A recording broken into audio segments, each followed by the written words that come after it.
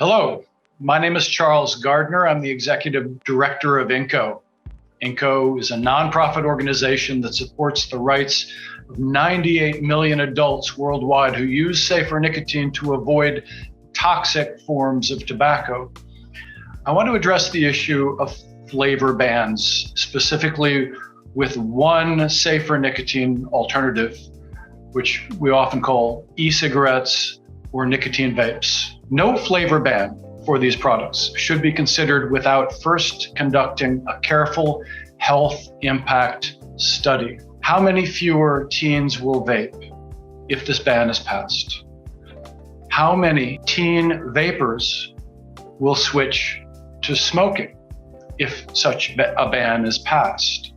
And here, thankfully, we have some peer-reviewed scientific evidence that has no tobacco ties, not funded by big tobacco, independent research, and we have a natural experiment. When San Francisco, a city in California, banned flavors in 2018,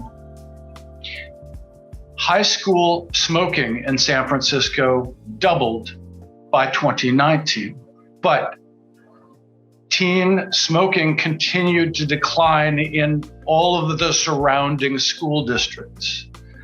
There's evidence also that when Washington State, Rhode Island, New York, and Nova Scotia in Canada banned e-cigarette flavors, overall cigarette sales increased 5 to 8%. How many teens who vape will switch to smoking if you ban flavors?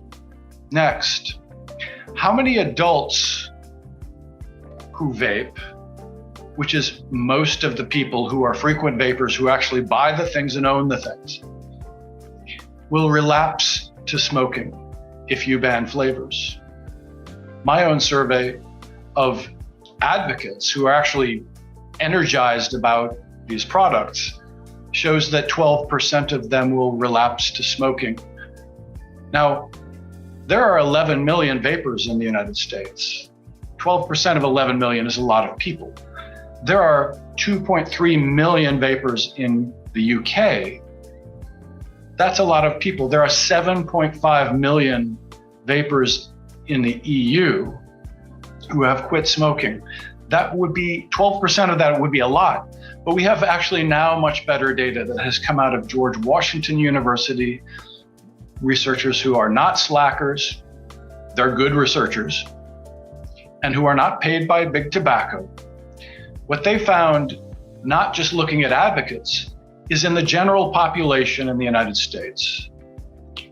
For those who are vaping age 18 to 34, so we're talking about young adults, 33% of them will switch to smoking if flavors are banned.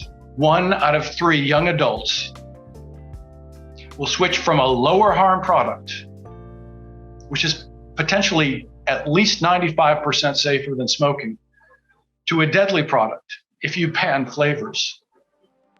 And finally, this careful health impact assessment needs to ask how many fewer smokers will quit. Because we know from peer-reviewed evidence that these fruit and dessert and candy flavors are 2.3 times more effective for smoking cessation than tobacco flavor. In fact, forcing ex-smokers to vape tobacco flavor is morally and ethically equivalent to forcing recovering alcoholics to drink rum-flavored sodas. No one would do that. No sane, reasonable, rational, kind person would do that. Almost every adult who is vaping nicotine is an ex-smoker because of these products. And forcing them to shift back to tobacco flavor, which is the very thing they've been trying to avoid, is possibly not a good idea. Thank you for your time.